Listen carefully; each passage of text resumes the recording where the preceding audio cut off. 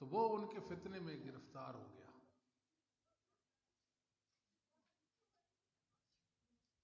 اور وہ کہنے لگا قرآن اگر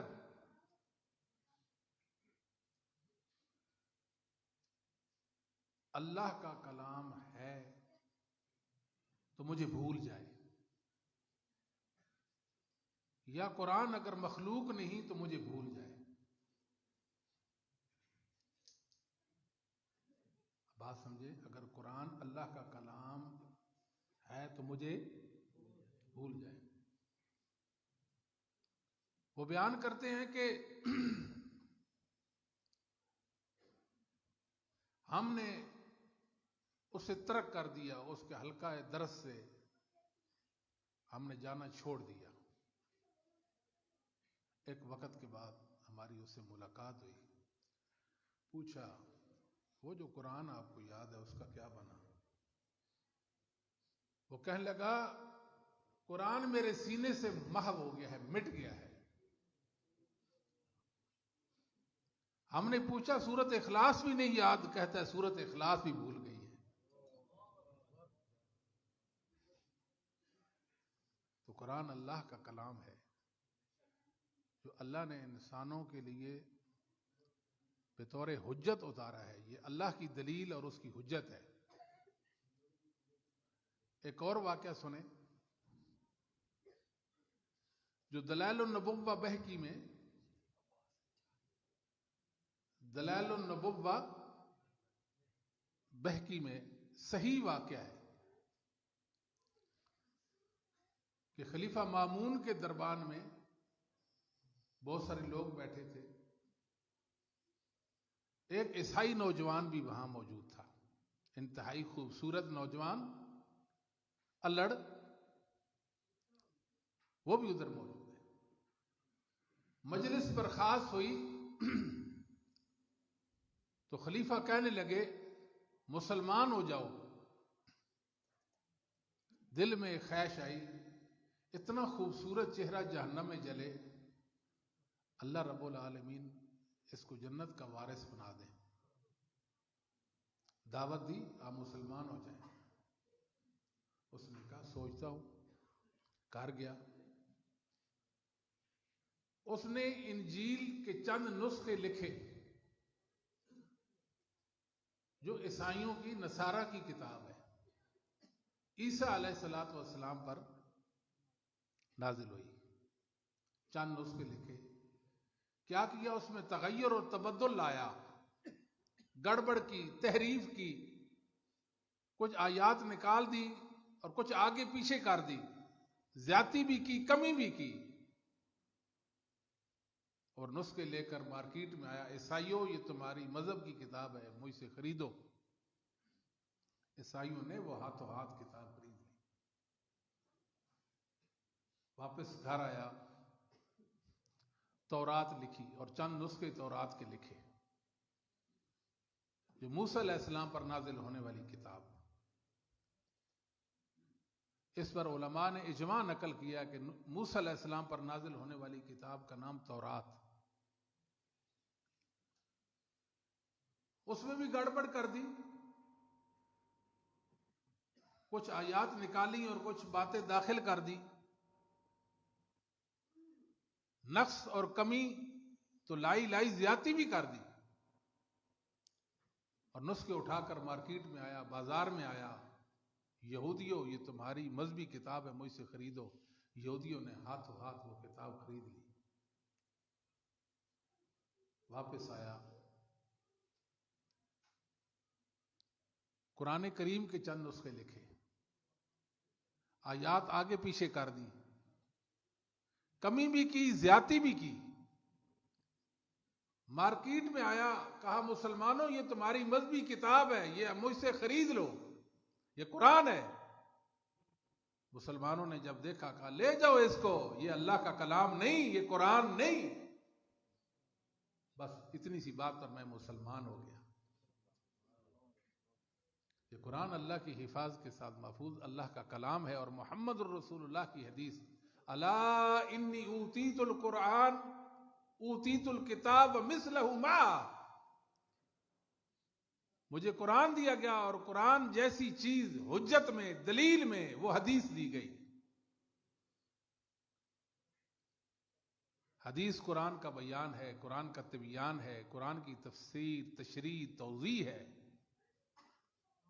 دونوں دین ہیں، دونوں اللہ کی حفاظت کے ساتھ محفوظ ہیں اور دونوں حجت ہیں۔ الحمدللہ رب العالمین۔ اہل الحدیث، اہل حدیث کے مسلک پر ہیں۔ یہ رسول اللہ صلی اللہ علیہ وسلم کی حدیثوں کے محافظ ہیں، قول کے ساتھ بھی بول بول کر رسول اللہ کی حدیثوں کا دفاع کرتے ہیں اور اپنے عمل کے ساتھ بھی رسول اللہ صلی اللہ علیہ وسلم کی حدیثوں کا دفاع کرتے ہیں۔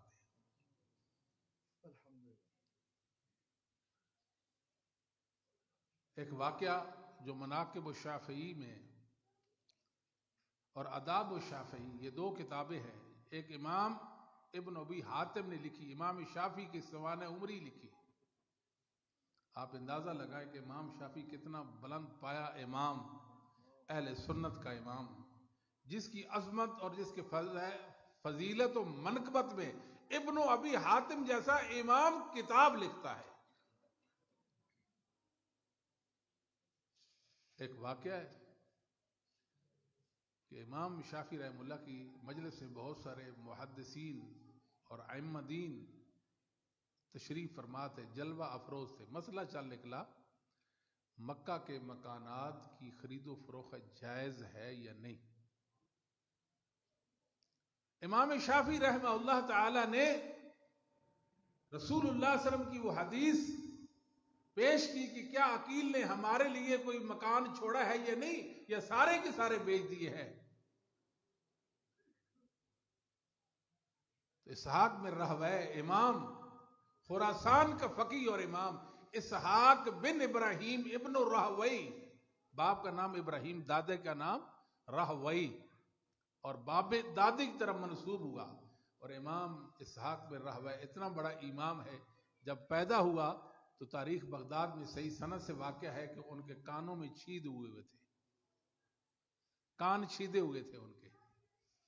دادے نے دیکھا یہ بچہ یہ اچھا ہوا تو کمال کا اچھا ہوگا، اگر یہ برا ہوگا تو برائی کی حدوں کو چھوئے گا۔ پھر میرے اللہ کی شان دیکھیں، اسحاق بن راہویہ امام بنا، خراسان کا فقیہ امام۔ وہ فرمانے لگے کہ طاؤس بن کیسان، عطا بن ابی ربا، ابراہیم بن یزید نخعی یہ کہتے ہیں کہ مکہ کے مکانات کی خرید و فروخت جائز نہیں ہے۔ امام شافعی نے رسول اللہ صلی اللہ علیہ وسلم کی حدیث پیش کی۔ اسحاق بن راہویہ نے ایک بات کی ہے کہ فلاں فلاں کی حدیث رسول کے ہوتے ہوئے یہ رائے ہے۔ دیکھا کون؟ یہ تو اسحاق خراسان کا فقیہ، کوئی اور ہوتا میں اس کے کان مروڑتا۔ کہ محمد الرسول اللہ کی حدیث آ جانے کے بعد انسانوں کی آراء اور ان کے اجتہادات پیش کرتا ہے۔ اس موقع پہ امام شافعی رحمہ اللہ نے ایک بات کہی ہے جو مسلک اہل حدیث کا ماٹو کہتے ہیں اس کو، جی ہاں جی، در و دیوار پہ لکھ دیں اور اپنی نسلوں میں یہ چھوڑ دیں۔ آپ زر ہو تو لکھیں۔ امام شافعی رحمہ اللہ گویا وہ فرماتے ہیں حل لأحد مع رسول اللہ صلی اللہ علیہ وسلم حجہ۔ بات نہیں سمجھے، لکھ دو اس دیوار پر حل مع رسول اللہ صلی اللہ علیہ وآلہ وسلم حجہ، سوالیہ نشان ڈال دیں۔ بات نہیں سمجھے، حل لأحد، حل لأحد مع رسول اللہ صلی اللہ علیہ وسلم حجہ۔ لوگوں، دنیا والو، اس ہستی کا نام تو بتاؤ، اس کا نام بتاؤ، اس کا نام بتاؤ کہ محمد الرسول اللہ صلی اللہ علیہ وسلم کی بات کے مقابلے میں جس کی بات حجت ٹھہرے۔ بس یہ ہمارا مسئلہ ہے کہ دنیا سے آج بھی ہمارا یہی سوال ہے جو امام شافعی نے صدیوں پہلے کیا تھا۔ آج بھی وہی ہمارا سوال ہے، حل احد مع رسول اللہ صلی اللہ علیہ وآلہ وسلم حجہ. دنیا والوں نام تو بتاؤ جس کا نام رسول اللہ کے نام کے ساتھ جچتا ہو. رسول اللہ کی حدیثات جانے کے بعد جس کا نام سنا جا سکے وہ بتاؤ کون ہے. یہ ہمارا مسلک ہے، سمپل سی بات ہے، یہ ہماری دعوت ہے. اس سے کوئی راضی ہو ناراض ہو، جو ہمیں نہیں جانتا وہ نہیں جانتا، جو جانتا ہے وہ جانتا ہے، جو نہیں جانتا وہ جان لے. میرے اور آپ کے اندر عملی کمزوری تو ہو سکتی ہے، ہزار کمزوری بھی ہو سکتی ہے، مگر یاد رکھے رسول اللہ کے ساتھ ہماری جو محبت ہے اس میں کوئی شک و شبہ کی گنجائش نہیں ہے. باوجود ہزار کمزوریوں کے رسول اللہ صلی اللہ علیہ وسلم کی حدیث آ جانے کے بعد ہم نے کبھی بھی اللہ کے پیغمبر جناب محمد رسول اللہ کے سامنے نگاہ نہیں اٹھائی ہے. ہم نے آنکھیں جھکا دی تھی، ہم نے آنکھیں جھکائی ہیں. رسول اللہ کا ادب کیا ہے، ہم نے رسول اللہ کا ادب کیا، ہم نے ادب کیا آپ کا. سنیے ایک واقعہ محدث احمد بن عبد الرحمن بن حی بن وہب بیان کرتے ہیں کہ میرے چچا امام مالک رحمت اللہ علیہ کے پاس سے، اور امام مالک آپ جانتے ہیں امام مالک کتنا بڑا امام ہے، فقیہ الحرمین، مجتہد مطلق، اہل سنت کا زبردست امام مالک ابن انس رحمہ اللہ تعالی. موطا امام مالک امام رحمہ اللہ کی کتاب ہے. امام شافعی امام مالک کے شاگرد ہیں اور آپ کی کتاب موطا کے حافظ ہیں. کہتے ہیں اس نیلی فام چھت کے نیچے موطا سے بڑھ کر صحیح کتاب کوئی نہیں. یہ الگ بات ہے جب بخاری مسلم آئی تو چھا گئی بخاری اور چھا گئی مسلم. بات سمجھے، یہ امام ہے امام مالک، معمولی حیثیت کا امام نہیں ہے امام مالک، مدینے کا امام. کہاں کا امام؟ مدینے کا امام. مسئلہ پوچھا گیا وضو کرتے وقت پاؤں کی انگلیوں کا خلال کرنا کیسا ہے؟ سمجھاتی ہے بات؟ ایسے وضو کرتے پاؤں کی انگلیوں کا خلال کرنا امام مالک فرماتے ہیں لیس ذالک علی الناس، کچھ بھی نہیں، یہ تو نہیں ثابت. حتی حف الناس، لوگوں نے بھی اس کو حقیر فقیر سمجھ لیا کہ امام رحم اللہ جو فرما رہے ہیں. ایک شخص بولا عندنا فی ذالک سنہ، امام رحمہ اللہ آپ مجتہد اور عالم مدینہ ہیں، ہماری بھی گزارش سنیں. عندنا فی ذالک سنہ، توجہ دے، الفاظ پہ غور کریں. امام مالک سے ایک انسان ہم کلام ہوتا ہے، گفتگو کرتا ہے، کیا عندنا فی ذالک سنت، ہمارے پاس اس مسئلہ میں ایک سنت ہے. اور یہ بات بھی یاد رکھیں محدثین عظام حدیث اور سنت میں فرق، آپ کو بات سمجھ آتی ہے؟ بعض لوگ کہتے ہیں حدیث تو قولی چیز ہے اور سنت عملی، جبکہ ایسے نہیں. محدثین کے نزدیک حدیث اور سنت ایک چیز ہے. اور ہماری معلومات کے مطابق برصغیر پاک و ہند میں سب سے پہلے سنت اور حدیث میں فرق اس نے کیا جس نے کہا میں رسول اللہ کے بعد نبی ہوں. بات سمجھ گئے؟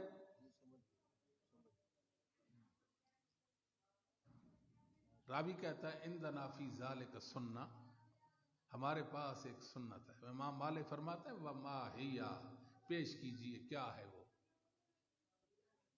قال حدثنا لیث بن سعد وابن لحیۃ وابن بن الحارث عن یزید بن عمرو المعافری عن ابی عبد الرحمن الحبلی عن المستورد الشداد القرشی قال رأيت رسول اللہ صلی اللہ علیہ وسلم يدلك يدلك بخنصره ما بين اصابع رجليه. یہ سند ہے، مجھے فلاں نے بیان کیا. مستورد بن شداد القرشی صحابی کہتے ہیں رأیت رسول اللہ صلی اللہ علیہ وآلہ وسلم یدلق بخرسرہ ما بین اصابع رجلہ، میں نے اپنی آنکھوں سے محمد الرسول اللہ کا وضو دیکھا تھا. آپ وضو فرما رہے تھے اور چھنگلی انگلی سے پاؤں کی انگلیوں میں خلال کر رہے تھے. امام مالک فرماتے ان ھذا الحدیث حسن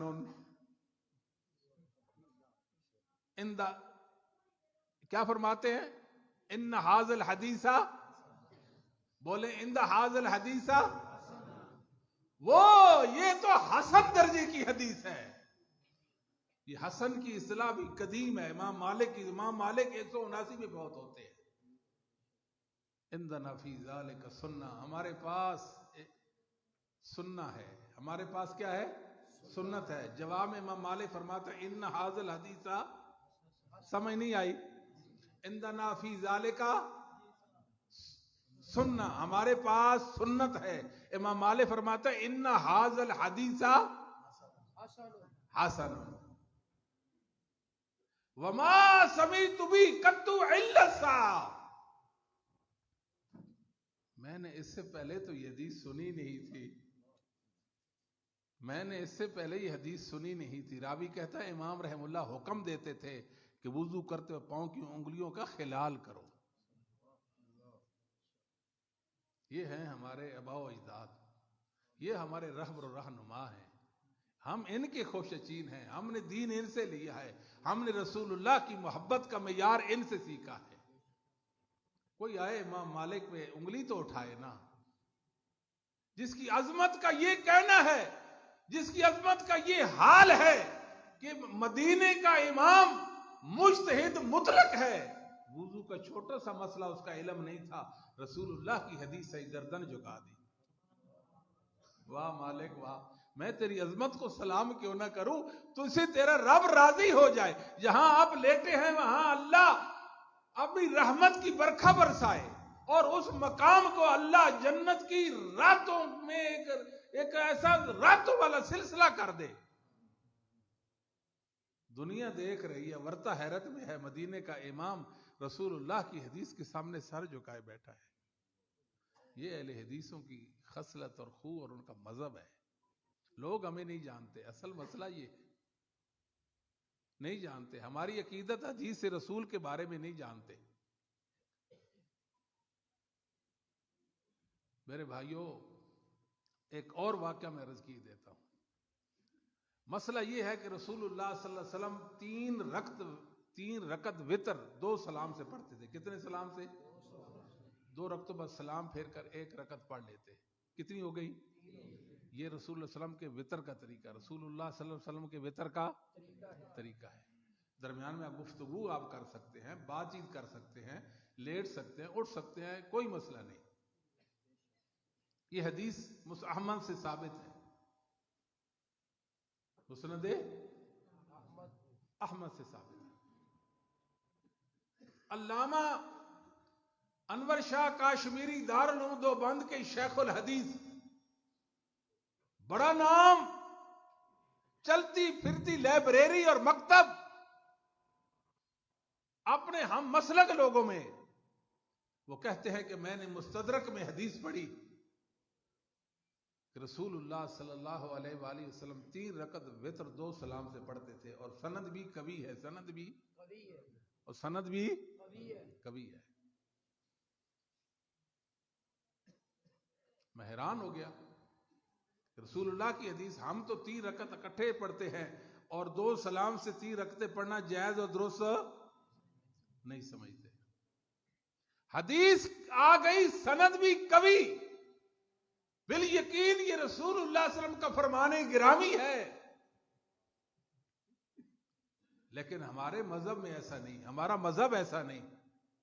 لقد مکثت نحو 14 سنة اتفکر فی ثم صنع لی جواب یشفی و یکفی. 1 دن نہیں، 2 دن نہیں، 3 دن نہیں، 7 دن نہیں، 10 دن نہیں، سال نہیں، 3 سال نہیں، 7 سال نہیں، 10 سال نہیں، میں نے رسول اللہ صلی اللہ علیہ وسلم کی حدیث صحیح سند سے دیکھنے کے بعد 14 سال اس کا جواب سوچا. کتنے سال؟ اس کا کیا جواب ہو سکتا ہے؟ یہ تو ہمارے مذہب کے خلاف ہے. آئے کوئی ہمارے ایمان کا امتحان تو لے، رسول اللہ کا فرمان لائے. ابھی اس کی زبان سے رسول اللہ کی حدیث جدا نہیں ہوگی، گردن جھکا دیں گے، گردن جھکا دیں گے. اہل حدیثوں کو اللہ نے اس دین کا پاسبان بنایا ہے. یہ محدثین کے وارث ہیں. لوگ تو سمجھتے ہیں محدثین وہاں ہی تھے، ان کا کوئی ماننے والا دنیا میں نہیں تھا، لیکن ان کو کون بتائے یہ سارے محدثین کے ماننے والے ہیں. میں اس انسان کو بھی جانتا ہوں جو سعودی عربیہ میں تھا، پہلے پاکستان پھر سعودی عربیہ میں چلا گیا. اللہ نے اس کو عقیدے کی سمجھ دی، وہ اہل الحدیث ہو گیا، وہ اہل حدیث، اس کا عقیدہ صحیح ہو گیا. پاکستان میں کمپنی میں کام کرتا تھا، وہاں سے اس کمپنی کا کچھ مال اس نے چرا لیا تھا. جب اہل حدیث ہوا تو اللہ کا ڈر اور خوف بھی آ گیا، اور سیدھا کمپنی کے مینیجر کے پاس گیا کہ میں آپ کی کمپنی میں کام کرتا تھا اور یہ میں نے کمپنی کا نقصان کیا، آپ مجھ سے وصولی کر لیں یا مجھے معاف کر دیں. اس نے کہا آپ کو معاف کرتے، کوئی بات نہیں. بڑی بات ہے، بڑی بات ہے. اس کی داڑھی نہیں تھی، اس نے اپنے رب سے داڑھی مانگی اور پھر اس کو کینسر ہو گیا. ڈاکٹر نے ایسی دوائی دی، اس کی داڑھی جھڑ گئی. اس کے بھتیجے نے مجھے بتایا مصلے پہ بیٹھ کر رویا کرتا تھا، میرے مولا جو بیماری کی تکلیف ہے وہ تو ہے ہی ہے، کیا تو مجھ سے ناراض ہو گیا ہے؟ مجھ سے میری داڑھی بھی لے لی ہے. میرے اللہ تو کیا مجھ سے ناراض ہے کہ مجھ سے میری داڑھی بھی لے لی تو نے؟ وہ کہتا ہے کہ اللہ نے اس کے چہرے پر داڑھی لائی اور داڑھی کے سامنے رب سے اس نے ملاقات کی.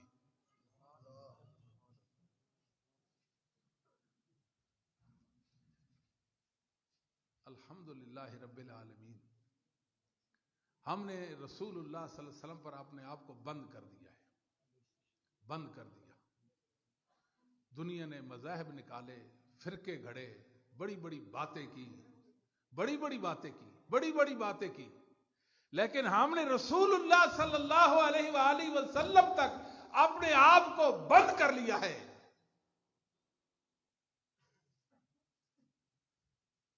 قرآن و حدیث ہمارا دین، اللہ کی وحی ہماری دلیل.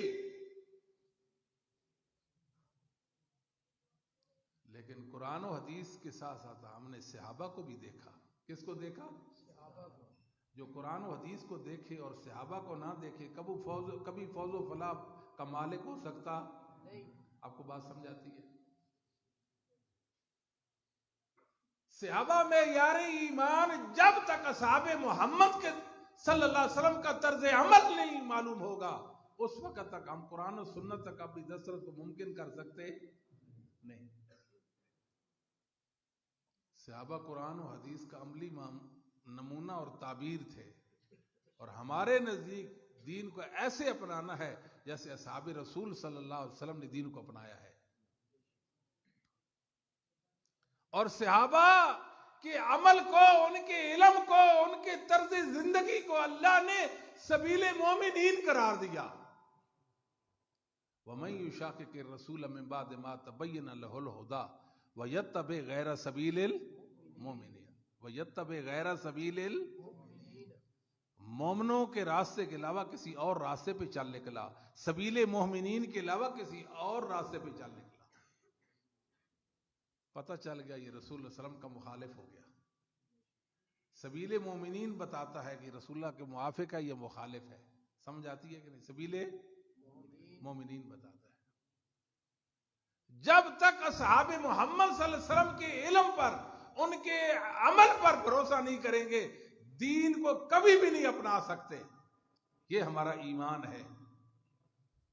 اور جتنے بھی اہل حدیث کے امتیازی مسائل ہیں جن کو آپ لوگ فروعی مسائل کہتے ہیں، یہ نماز روزہ سے متعلق، حج زکوٰۃ سے متعلق ایک مسئلہ بھی ہمارا ایسا نہیں ہے جو رسول اللہ صلی اللہ علیہ وسلم کے صحابہ سے ثابت، رسول اللہ علیہ وسلم کے صحابہ سے ثابت، صحابہ کے بارے میں ہماری خوش فہمیاں، ہماری عقیدت اور محبت ایسے نہیں ہے کہ صحابہ کی سیرت کو ہم مشکوک جانیں، صحابہ سے ہم بے نیاز ہو جائیں اور کہیں ہم قرآن و سنت کو ماننے والے ہیں، ایسا نہیں ہے۔ جو دین رسول اللہ علیہ وسلم کے صحابہ نے سمجھا، تابعین نے سمجھا، بعد والوں نے ایسا نہیں سمجھا۔ الفقی والمتفقہ خطیب بغدادی کی کتاب ہے، صحیح سند کے اندر، صحیح سند سے عبداللہ بن داود خریبی جو 213 ہجری میں فوت ہوتے ہیں، ان کا ایک قول ہے جو آب ذر سے لکھنے کے قابل ہے۔ انہوں نے کہا اللہ کی قسم، اللہ کی قسم، اگر صحابہ اور تابعین وضو کے وقت صرف پاؤں کے ناخن دھوئیں تو میں پاؤں کے صرف ناخن دھوؤں گا، ناخن سے زائد ایک قطرہ بھی پانی کا نہیں جانے دوں گا۔ یہ تو نہیں ہو سکتا کہ صحابہ اور تابعین پاؤں نہ دھوئیں اور ناخن دھوئیں۔ مراد یہ ہے جو کام صحابہ اور تابعین نے کیا ہے وہی کرنا ہے، اس سے ذرا برابر بھی آگے پیچھے نہیں ہونا، اس سے آگے پیچھے نہیں ہونا۔ یہ ہے ہماری دعوت۔ آپ رسول اللہ صلی اللہ علیہ وسلم کا طرز عمل دیکھ لیں، آج دنیا پریشان ہے، لوگ حیران ہیں، اور یہ لوگوں نے پریشانی واقع کر دی ہے۔ کوئی کہتا ہے جی وہ بھی ایک دلیل رکھتا ہے، وہ بھی دلیل پیش کرتا ہے، وہ بھی دلیل پیش کرتا ہے، ہم کدھر جائیں؟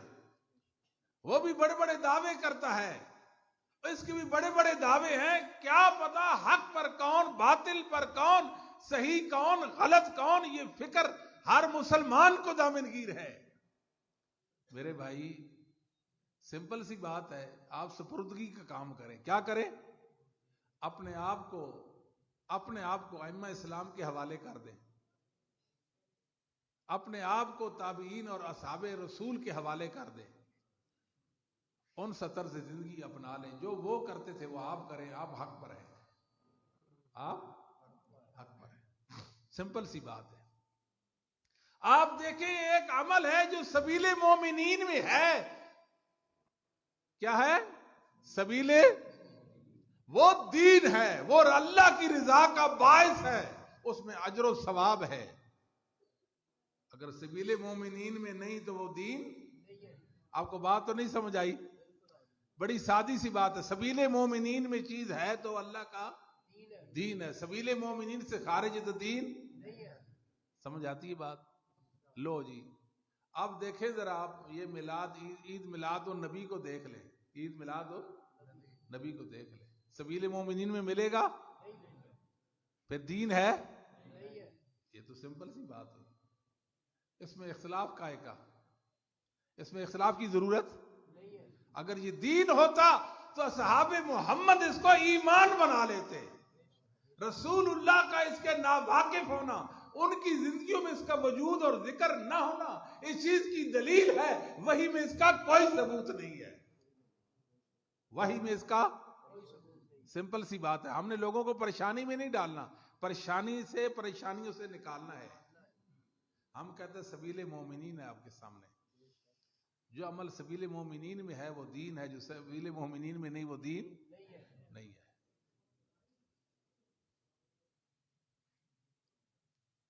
ابن کثیر رحمہ اللہ تعالی اہل سنت کا امام، چوٹی کا امام، مؤرخ اسلام، حافظ قرآن، مفسر قرآن، کیا شان والا امام ہے ابن کثیر رحمہ اللہ تعالی۔ ابن رحمہ اللہ لکھتے عم اہل السنہ والجماعہ فیقولون فی کل فعل وقول لم یثبت عن الصحابہ هو بدعہ لأنه لو كان خيرا لسبقونا إليه لأنهم لم يتركوا خصلة من خصال الخير إلا وقد بادروا إليها۔ اہل السنہ والجماعت کسے کہتے ہیں؟ سنی کسے کہتے ہیں؟ سنی جو ماتھے پہ کوئی اسٹیکر چسپاں کر لے وہ، گلے میں کوئی چیز ڈال لے، تختی ڈالے، اویزہ لکھے میں سنی ہوں وہ، اپنی مسجد کے باہر لکھے اہل السنہ والجماع وہ نہیں، سنی وہ ہے۔ اما اہل السنہ والجماع فیقولون فی کل فعل وقول لم یثبت عن الصحابہ ہو بدعہ۔ سنی وہ ہے جو اصحاب محمد کے دین اور ان کے عمل پر قائم ہے۔ جو بات جو کام صحابہ سے ثابت نہیں اس کو دین نہیں سمجھتا۔ وہ کون ہوتا ہے؟ اور سنی کی تعریف کیا ہے؟ جو رسول اللہ کے صحابہ پر اپنے آپ کو بند کر لے اور صحابہ کے علم کو اپنی دلیل بنا لے، صحابہ کے عمل کو اپنا عمل بنا لے۔ جو کام صحابہ نے نہیں کیا، جو بات صحابہ نے نہیں کہی اس کو بدعت کہے، وہ کون ہوتا ہے؟ کہتے ہیں آج کتنے لوگ عمل کرتے ہیں جو اصحاب رسول سے ثابت نہیں، تو دین کیسا؟ اگر وہ دین ہوتا، نیکی کا کام ہوتا، صحاب محمد اس کی طرف لپک پڑتے۔ کیا کرتے؟ کیا خیال ہے کہ وہ رسول اللہ کی اداؤں میں رب کی رضا کے متلاشی نہیں تھے؟ کیا سمجھتے ہیں اصحاب محمد صلی اللہ علیہ وسلم صحابہ رسول اللہ کی اداؤں میں رب کی رضا کے متلاشی نہیں تھے؟ یقیناً تھے۔ اگر وہ دین ہوتا تو صحابہ اس کو اپناتے۔ علامہ شاطبی رحمہ اللہ تعالیٰ توجہ فرمائیں، یہ 790 میں فوت ہوتے ہیں، الاعتصام کتاب لکھی ہے، لکھتے ہیں لا تجد مبتدعا ممن ينسب الى الملہ الا وهو يستشهد على بدعته بدلیل شرعی فَيُنزِلُهُ عَلَى مَا وَافَقَ عَقْلَهُ وَشَهْوَتَهُ۔ دنیا میں ایک بدعتی بھی ایسا نہیں۔ کتنے بدعتی؟ جس کی آپ سے ملاقات ہو، آپ اس سے ملیں، وہ آپ سے ملے، کسی بھی فرقہ سے اسے تعلق، کسی بھی گروہ سے اس کا تعلق ہو،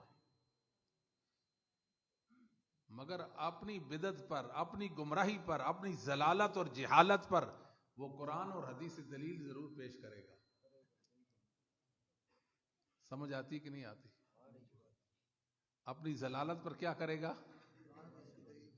قرآن و حدیث بدلیل شرعی یستشہد علی بدعتہ بدلیل شرعی، اپنی بدعت پر قرآن پڑھے گا، یہ قرآن کی آیت ہے، یہ رسول اللہ کی حدیث ہے۔ پھر کیا کرے گا؟ اس آیت کریمہ کو، اس حدیث کو اپنے عقل اور نفسانی خواہش کے مطابق ڈھالے گا، اپنے آپ کو دلیل کا تابع نہیں، دلیل کو اپنے تابع کرے گا، اور وہ بات اس دلیل سے ثابت کرنے کی کوشش کرے گا، وہ استدلال لے گا جو اس سے پہلے امت میں کسی نے نہیں لیا۔ توجہ، احمد ابن حنبل رحمہ اللہ فرمایا کرتے ایاک ان تتکلم فی مسئلۃ لیس لک فیہا امام، جس مسئلہ میں آپ کا امام کوئی نہیں اس میں بات نہ کر، اس میں بات پہلوں میں کوئی صحابہ میں کوئی بتانا، تابعین، تبع تابعین، ائمہ دین، ائمہ اسلام میں سے کوئی بتا، یہ کام کرتا ہو، یہ بات کہتا ہو، قرآن و حدیث انہوں نے بھی پڑھا، انہوں نے سمجھا، اس پر عمل بھی کیا، مگر یہ بات نہیں کی، یہ عمل نہیں کیا، مطلب یہ ہے کہ قرآن و حدیث میں یہ اس عمل کا ثبوت اگر ہوتا تو وہ اول حقدار تھے، وہ کرتے، ان کا نہ کرنا چیز کی دلیل ہے کہ قرآن و حدیث میں اس پر دلیل نہیں۔ بات سمجھ آتی ہے کہ نہیں آتی؟ ہر گمراہ شخص حتیٰ کہ عقیدہ تناسخ، یہ ہندو ایک گروہ ہے، گروہ ہندوؤں کا ایک فرقہ ہے، وہ عقیدہ تناسخ کے قائل ہے۔ وہ کہتے ہیں کہ انسان مرتا ہے، اس کی روح نکلتی ہے کسی اور چیز میں، کتے میں، بلے میں، خنزیر میں داخل ہو جاتی ہے، یہ عقیدہ تناسخ ہے۔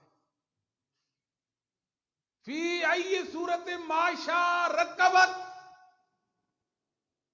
دلیل پیش کی قرآن سے، کیا کی؟ قرآن سے دلیل پیش کی، जौन सी सूरत में अल्लाह ने चाहा, जिस सूरत में चाहा अल्लाह ने उसको सूरत दे दी और उस सूरत के साथ उसको जोड़ दिया, रक्कबक। क्या अकीदा तनासुब ये दलील है? बोलें तो सही लगी। जब अइम्मा दीन कहते हैं कि बिल इत्तिफाक ये कुफ्र है, अकीदा तनासुब बिल इज्मा, तो कुरान से साबित कैसे हो गया? यहूदी कहते हैं हम तमाम उम्मतों पर फजीलत रखते हैं, वअन्नी फज़्ज़लतुकुम अलल आलमीन। मुसलमानों, तुम अल्लाह का कलाम कुरान नहीं पढ़ते हो, अपनी मजहब की किताब, कि हम तमाम उम्मतों पर फजीलत रखते हैं। क्या ये बात सही है? वअन्नी फज़्ज़लतुकुम अलल आलमीन तो कुरान में है ना, कुरान में ये बात तो ठीक है ना। इसका ये माना बनता है यहूदी भी दलील क्या रखता है? कुरान से, फिर हक पे हो गया वो? नहीं हुआ। ईसाई कहता है ईसा अल्लाह की उलूहियत में शरीक, व कलिमतहु अलकाहा इला मरियम व रूहुम मिन। ईसा अल्लाह का कलिमा जो अल्लाह ने मरियम में इल्का किया और वो अल्लाह के रूह से है, अल्लाह के रूह से है। क्या उनका ये इस आयत से इस्तिलाल सही है? हुलूली कहते हैं, जो कहते हैं ना हर चीज में अल्लाह है, हर चीज अल्लाह है, हर चीज में अल्लाह का मुशाहिदा। व नफख्तु फीहि मिन रूही, अल्लाह कहते हैं मैंने आदम में अपनी रूह फूंक दी। जब अल्लाह की रूह आदम में है तो आदम के अंदर अल्लाह है, तो क्या उनका ये अकीदा सही?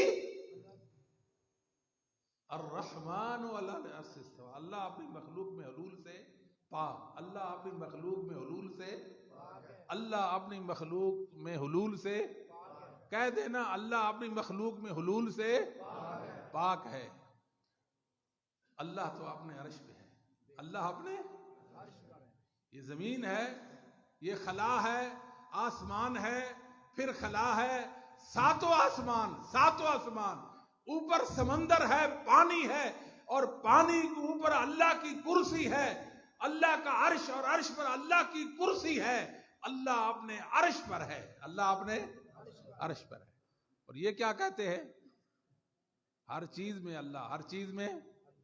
इन्नल्लज़ीना आमनू वल्लज़ीना हादू वन्नसारा वस्साबीना मन आमन बिल्लाह वल यौमिल आखिर। कहते हैं यहूदी, नसारा, साबी, ये भी जन्नत में जाएंगे। क्या वो जन्नत में जाएंगे? कुरान तो पढ़ते हैं, कुरान नहीं पढ़ा भी? बात समझ आती है कि नहीं आती? हर गुमराह फिरका, हर जलील फिरका, हर जाहिल और पापी करो जो सहाबा से कट चुका, दीन से मुनहरिफ, जो मुल्हिद और बेदीन है, दलील कुरान या हदीस से देगा, दलील कुरान या हदीस से देगा। हम एक ही बात करते हैं कि ये कुरान, ये आयत करीमा, ये हदीस पढ़ी जा चुकी है, ये समझी जा चुकी है, पढ़ी जा चुकी है, समझी जा चुकी है। ये आयत पढ़ी जा चुकी है, समझी जा चुकी है। सहाबा का दौर खैरुल कुरून, सहाबा का दौर, ताबीन का दौर, तबा ताबीन का दौर। कैसे खैरुल कुरून? तमाम जमानों में बेहतरीन जमाना। कैसे उनका इल्म फाइक, उनका अमल अपने इल्म के मुताबिक, बेतकल्लुफ लोग। ये 3 वसफ है उनके अंदर, जिस वजह से वो खैरुल कुरून ठहरे हैं। उन्होंने कुरान को समझा, हदीस रसूल को समझा। वो तो ये बात नहीं करते। उनका ये बात न करना, उनकी ये बात न कर चीज की दलील है कि इससे बात साबित, ये बात साबित नहीं होती। और याद रखो मुसलमानों, अकल अल्लाह ने इसलिए दी है कि मुहम्मदुर रसूलुल्लाह सल्लल्लाहु अलैहि वसल्लम के सामने सर को झुका दिया जाए। इसलिए नहीं दी कि रसूलुल्लाह को हम आंखें दिखाएं, इसलिए नहीं दी रसूलुल्लाह देखते रह जाएं और हम आपको छोड़कर चले जाएं। अकल इसलिए दी जाके मोहम्मद करीम के पीछे लग जाएं सल्लल्लाहु अलैहि वसल्लम। सहाबा और ताबीन ने कोई बात समझी या ना समझी, कोई ऐसी चीज भी हो सकती है कि नहीं हो सकती, समझी या ہمیں سمجھ آئی یا نہیں آئی؟ ہمیں سمجھ آئی یا؟ دین ہے کہ نہیں ہے؟ دین ہے کہ نہیں ہے؟ دین کتنی چیزیں ہیں جو آخرت سے متعلق ہیں، کتنی چیزیں ہیں جو ہماری عقل میں نہیں آ سکتی. عقل میں تو کیا ہم منکر بن جائیں گے، انکاری بن جائیں گے؟ ان پر ایمان رکھیں گے، ان کو مانیں گے. لیکن جس چیز میں تفہیم صحابہ تابعین تبع تابعین ائمہ دین نے کر دی ہے، اس سے بھی ہم نے منحرف نہیں ہونا. اور قرآن پڑھا جا چکا، قرآن سمجھا جا چکا. صحابہ نے قرآن پڑھا بھی، سمجھا بھی، سمجھایا بھی. تابعین تبع تابعین نے قرآن پڑھا بھی، سمجھا بھی، سمجھایا بھی، قرآن پر عمل بھی کیا. اور یہاں ایک لطیفہ میں آپ کو سناتا ہوں. میرے گھر میں ایک صاحب ہے، کہنے لگے محدثین تو حدیثوں کے پیچھے لگے رہے، قرآن کو نظر انداز کیا. میں نے کہا بیٹھے آپ، یہ تو آپ نے بڑی زبردست بات کر دی ہے. میں نے کہا کہ یہ امام بخاری رحمہ اللہ تعالی محدث بعد میں ہیں، پہلے مفسر ہیں. امام احمد حنبل محدث بعد میں ہیں، پہلے مفسر ہیں. اور بہت سارے دلائل دیے. اس نے کہا میں آج مانا ہوں، میں تو اہل حدیثوں کو بھیڑ بکریاں سمجھتا تھا، یہ تو بڑے کام کے لوگ ہیں. ہم نے کہا ہاں ہاں دیکھ لے، انہوں نے قرآن کے علوم کی کما حق خدمت کی ہے. بال کی کھال اتار دی محدثین نظام نے، بال کی کھال اتار دی. یہ بات ٹھیک ہے کہ نہیں؟ ایک ایک آیت کی تفہیم، ایک ایک آیت کی تفہیم، ایک ایک آیت کی تفہیم، قرآنی علوم کی خدمت، قرآنی علوم کی خدمت، یہ اہل حدیث کا کام. آج لوگ محدثین کو ان کی دلیلیں دکھا رہے ہیں، محدثین کو ان کی دلیلیں دکھا رہے ہیں. امام بخاری کو، احمد ابن حنبل کو، بڑے بڑے ائمہ دین کو دلیل دکھاتے ہیں. یہ دیکھو دلیل ہے. دلیل تو محدثین کی ہے. دلیل کس کی ہے؟ ان کی سندوں سے آئی ہے، ان کی کتابوں میں مذکور، ان کی کتابوں میں. سمجھ آتی کہ نہیں؟ انہوں نے اپنی کتابوں میں لکھی، اپنی سندوں سے لکھی. میں دکھاتا ہوں امام احمد حنبل کو، امام مالک کو، امام شافعی کو، امام صاحب یہ میری دلیل ہے. بتائیں میں نالائق ہوں یا نہیں؟ غلطی پر ہوں یا نہیں؟ خطا کار ہوں کہ نہیں؟ مجھے کوئی حق نہیں ہے کہ میں ائمہ کو دلیل دکھاؤں. مجھے حق یہ ہے کہ ائمہ سے دلیل لوں. ائمہ سے آج لوگ باتیں کرتے ہیں، افسوس ہوتا ہے، کہتے ہیں نا جی تقلید واجب ہے. تقلید کہتے ہیں کہ نہیں کہتے؟ لوگوں کو تقلید پہ لگا رہے. تقلید عام مسلمانوں بیچاروں کو تو پتہ نہیں تقلید کیا ہوتی ہے، لیکن لگا رہے ہیں تقلید پر. اور قرآن سے تقلید کا ثبوت فراہم کرتے ہیں. توجہ، فَاسْأَلُوا أَهْلَ الذِّكْرِ إِن كُنتُمْ لَا تَعْلَمُونَ. یہ تو تقلید کا رد ہو رہا ہے. اس سے تقلید کا رد ہے، تقلید کا ثبوت. اور مزے والی بات یہ ہے کہ پہلی صدی ہجری میں، بولے پہلی صدی دوسری میں، اور دوسری صدی ہجری میں، تیسری میں، چوتھی میں، پانچویں میں، چھٹی میں، ساتویں میں، 800 سال تک اس آیت سے کسی مسلمان، کسی فرد بشر نے تقلید کا ثبوت پیش نہیں کیا. پھر زیادتی ہے کہ نہیں ہے؟ بات نہیں سمجھ، زیادتی ہے کہ نہیں ہے؟ اگر یہ ثبوت ہوتا تقلید پر تو ائمہ اس کو ضلالت کہتے، تقلید کو، اس کو شرک و کفر اور اس کو پنی کیا کچھ نام دیتے. میرے بھائیوں، تقلید دین نہیں، تقلید اللہ کی وحی کی مخالفت کا نام ہے. قبول قول ینافی الکتاب والسنہ، رسول اللہ اور اللہ ایک بات فرمائیں اور امتی ایک بات جس پر کوئی دلیل نہیں ہے اس کو دین بنا لیں، یہ تقلید ہوتا ہے. یہ کیا ہوتی ہے؟ تقلید ہوتی ہے. اور اس کے بڑے نقصانات ہیں، اس کے بڑے. اتنی شریر چیز ہے، اتنی خبیثہ ہے، ہر وقت شر کو جنم دیتی رہتی ہے. حکیم صاحب ہر وقت اللہ تعالیٰ اس امت کو تقلید کے شر سے پاک صاف کر دے. دعا کریں رسول اللہ صلی اللہ علیہ وسلم کا مطیع فرمانبردار بنا دے. اتنا نقصان ہے اس کا. مسلم کی حدیث ہے رسول اللہ صلی اللہ علیہ وآلہ وسلم پگڑی پر مسح فرماتے ہیں. پگڑی پر یہ حدیث کہاں آتی ہے؟ کہنے والوں نے کہا ہمارے مذہب میں تو پگڑی کا مسح نہیں ہے. تو جواب دیں گے ہم اس مسلم کی حدیث کا. کیا جواب ہے؟ جواب یہ ہے رسول اللہ صلی اللہ علیہ وسلم وضو فرما رہے تھے. ظاہر وضو جب آپ نے کیا تو پگڑی ہل گئی. اس کو سیدھا کرنے لگے، صحابی نے سمجھا مسئلہ کر رہے تھے. اس کو سیدھا کرنے لگے تو صحابی نے کیا سمجھا؟ مسح کر رہے تھے. صحابی نے کیا سمجھا؟ مسح کر رہے. کہا رسول اللہ نے پگڑی پر مسح کیا، جبکہ آپ نے مسح نہیں کیا بلکہ پگڑی کو سیدھا کیا. واہ میرے مولا، پھر ایک حدیث نہیں، ایک صحابی نے رسول اللہ کی سنت اور دین کو بیان نہیں کیا، پھر دو نے نہیں کیا، پھر تین نے نہیں کیا، پھر چار نے نہیں کیا، 5 اصحاب محمد نے رسول اللہ کی پگڑی کا مسح بیان کیا. کتنوں کے بارے میں کہو گے؟ چلو ایک کو غلطی، دو کو غلطی، تین کو، 5 کو غلطی لگ گئی. پھر دین کا اعتبار کیا؟ پھر دین کا کوئی جزئی، کوئی شک ایسی نہیں ہے جس پہ اعتبار کرے. دین تو پھر صحابہ کی غلطیوں کا نام ہوگا نا.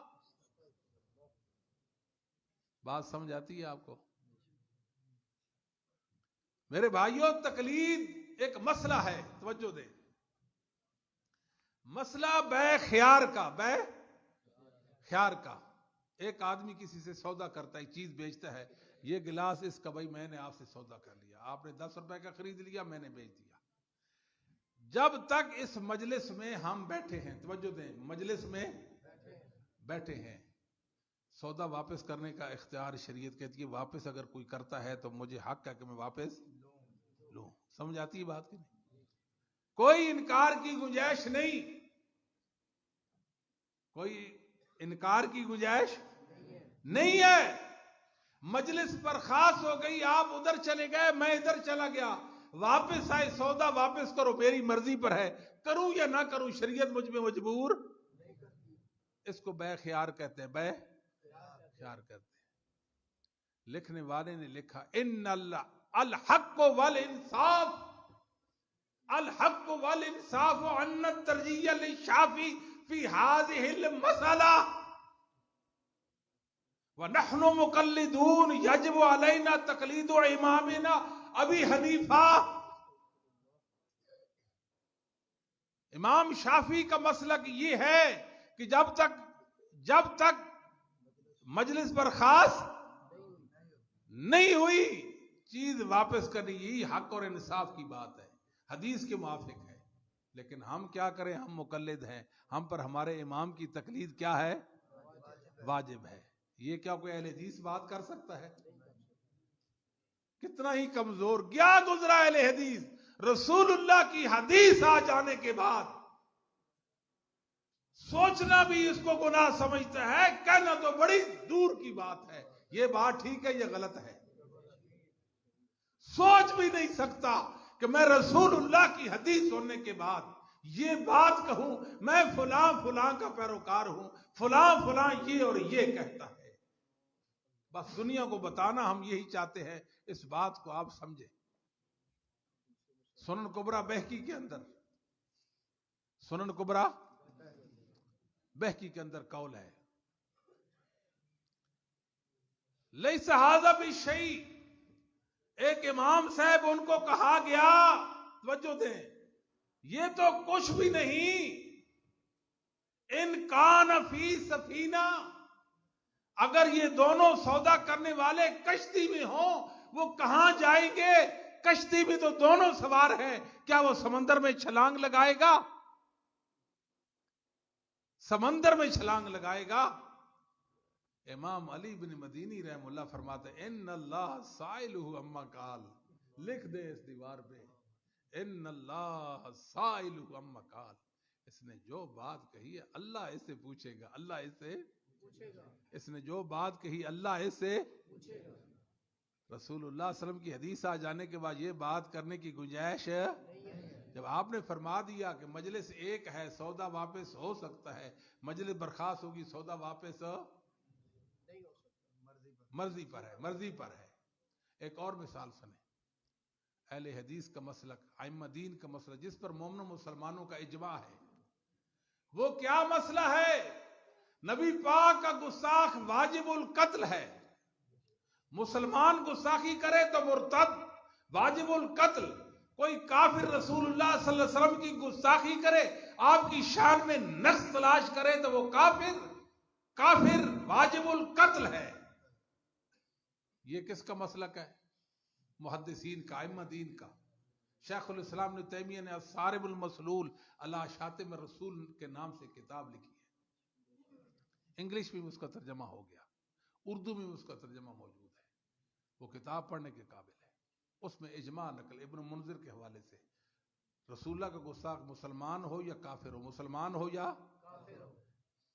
مسلمانوں میں ایک گروہ ہے جو کہتا ہے مسلمان گستاخی کرے تو واجب القتل ہے، اگر کافر ذمی جو مسلمانوں کی ریاست میں جزیہ دے کر رہ رہا ہے وہ اگر پیغمبر اسلام کی گستاخی کرے تو اس کو قتل نہیں کیا جائے گا۔ یہ جو ضعیف حدیث پیش کرتے ہیں نا، من سب نبی فقتلوہ، ان کے جذبات ہیں۔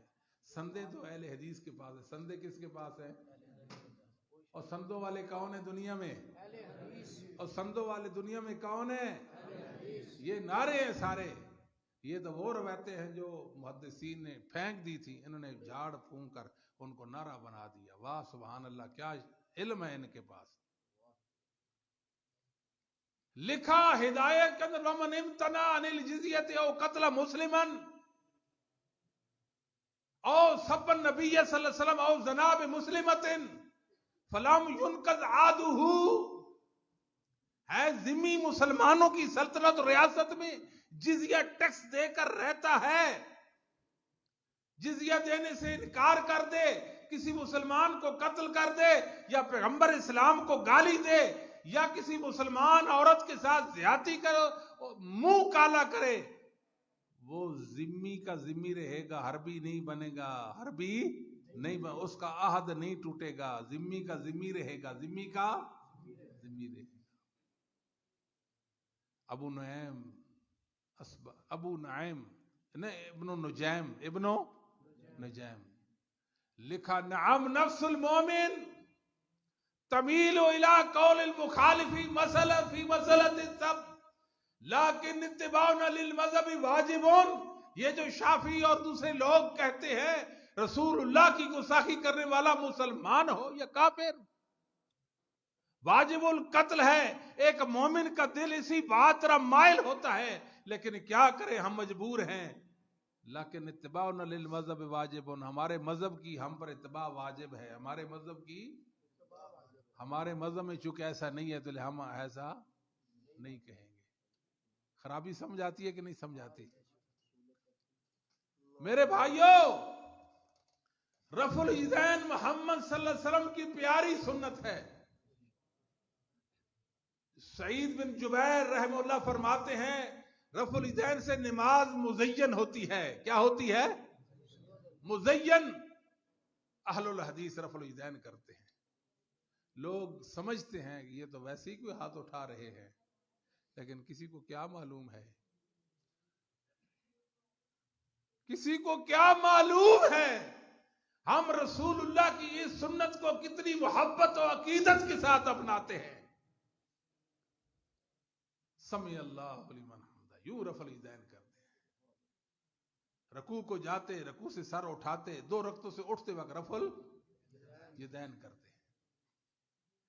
انہوں نے کہا، عبداللہ بن عمر کہتے رہے تو رسول اللہ صلی اللہ علیہ وسلم یرفع یدیہ، میں نے رسول اللہ صلی اللہ علیہ وسلم کو دیکھا آپ رفع الیدین فرما رہے تھے۔ عبداللہ بن عمر دیکھتے ہیں رسول اللہ صلی اللہ علیہ وسلم